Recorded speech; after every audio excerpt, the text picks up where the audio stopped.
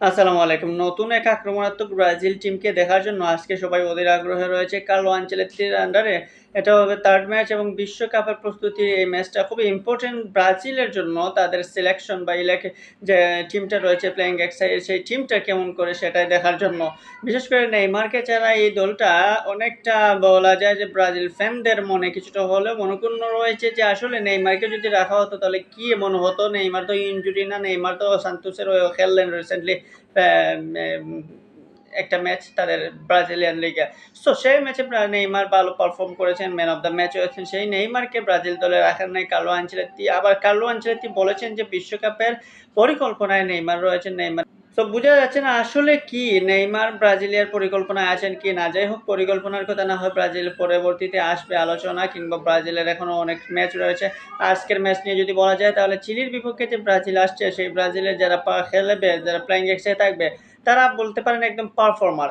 English premier league বা যে পারফর্মারগুলো রয়েছেন, কিংবা লা লিগা বা লিগ ওয়ান, যে ক্লাবে যে প্লেয়ারটাই খেলেছে প্রত্যেকটা প্লেয়ারই কিন্তু ভালো পারফর্মের মধ্যে রয়েছে এবং সবাই কিন্তু একটা ভালো টাচের মধ্যে রয়েছে এবং সেই টাচ থেকে এসে জাতীয় দলে কীরকম খেলে সেটাই দেখার বিষয়।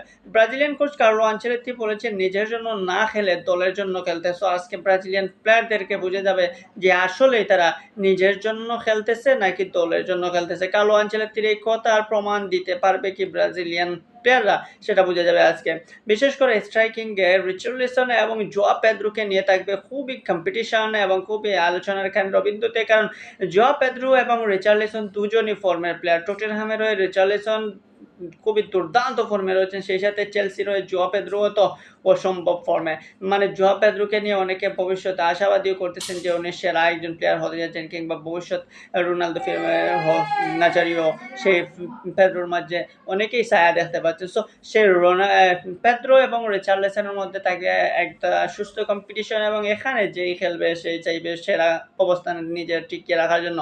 সেই সাথে ব্রাজিলিয়ান অ্যাটাকিং প্রান্তে রাফিনহা তো অটোমেটিক চয়েস, আপনি বলতেই পারেন রাফিনহা ছাড়া বিকল্প কাউকে বলা যায় না।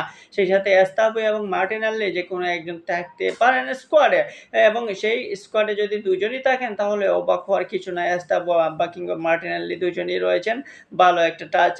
আপনি মিডফিল্ডে যদি দেখেন সেখানে ব্রুনো গোমাইরেজের সাথে কাসেমিরো যদি থাকেন তাহলে স্বয়ংসম্পূর্ণ এবং একদম দুর্দান্ত একটা মিডফিল্ড আপনাকে ধরে নিতে পারেন ব্রাজিলের এই টিমের।